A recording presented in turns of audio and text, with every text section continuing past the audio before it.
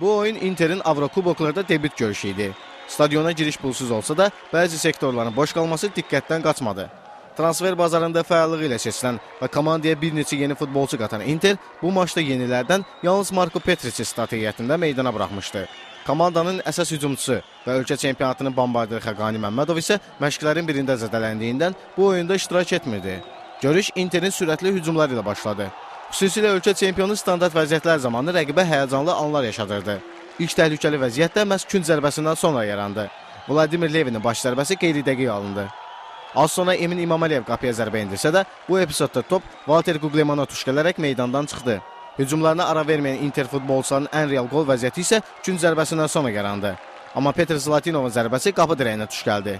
Az sonra Walter Gugleman Zlatinovun ötürdüyü topa toxuna bilmədi. Demək olar ki, bütün standart vəziyyətlərdə rəqib qapısı qarşısında təhlükə yaradan Inter futbolçularında son zərbəni vuran tapılmırdı. Fasilə ərəfəsində Inter futbolçuları istəklərinə çata bilərdilər. Amma oyunun ən fəallarından olan Zlatinovun fərqlənməsinə bu dəfə qapı tiri mane oldu. Qeyd edək ki, ilk hissədə Rabotnitski futbolçuları bir dəfə də olsun Interin qapısı qarşısında təhlükəli vəziyyət yarada bilmədi. İkinci hissədə də komandalar oyun tərzlərinə sadiq qaldılar. Rabotnitski bütün futbolçularla müdafiə olunur, Inter isə xoşbəxtliyi hücumda axtarırdı. Hissənin əvvəllərində oyunun İsveçralı baş hakimi Kirill Zimmerman diqqət mərkəzinə düşdü. Oyun epizodlarının birində Rabotnitskinin yarım müdafiəçisi Muharrem zədələnib yerdə qalsa da, görüşün baş hakimi həkimlərin meydançaya daxil olmasına icazə vermədi. Futbolçunun simulyasiya etdiyinə işarə edən hakim ondan qalxmasını tələb etdi. Futbolçu isə yalnız komanda yoldaşlarının köməyi ilə meydanı tərk etdi və dərhal da əvəzləndi. Saatın tamamında Emin İmamaliyev fərqlənmək üçün əlverişli imkan qazansa da, rəqib qapıcı inamlı oynadı.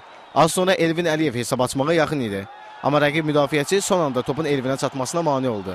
Interin aramsız hücumlarını dəf etməklə məşğul olan Rabotnitski futbolçuları qapımıza doğru ilk zərbəni 78-ci dəqiqədə vurdu. Bu epizodda Semyonov topu asanlıqla tutdu. Oyunun sonlarına yaxın Inter təzyiqi daha da artırdı. Amma rəqib müdafiəçilərin inamlı oyunu hesabın açılmasına mane olurdu. Son dəqiqələrdə xüsusilə Zlatinovun fəallığı diqqət çəkirdi. Yarım müdafiəçinin uzaq məsafədən qapıya zərbəsi təhlükəli alınsa da qeyri-dəqiq oldu. Uzatma dəqiqələrində isə Zlatinov cərimə zərbəsindən topu qapıya doğru istiqamətləndirsə də rəqib qapıcı sayıqlığı itirmədi. Ardından yerinə yetilən künc zərbəsi zamanı Inter qələbə topunu vurmağa yaxın idi. Amma Vladimir Levin komandanın son şansından da yararlana bilmədi. Beləliklə Interin Avrokuboklarda debüt oyunu qolsuz sülhlə yekunlaşdı. Qeyd edək ki, cavab görüşü iyulun 22-sində Makedoniyada keçiriləcək.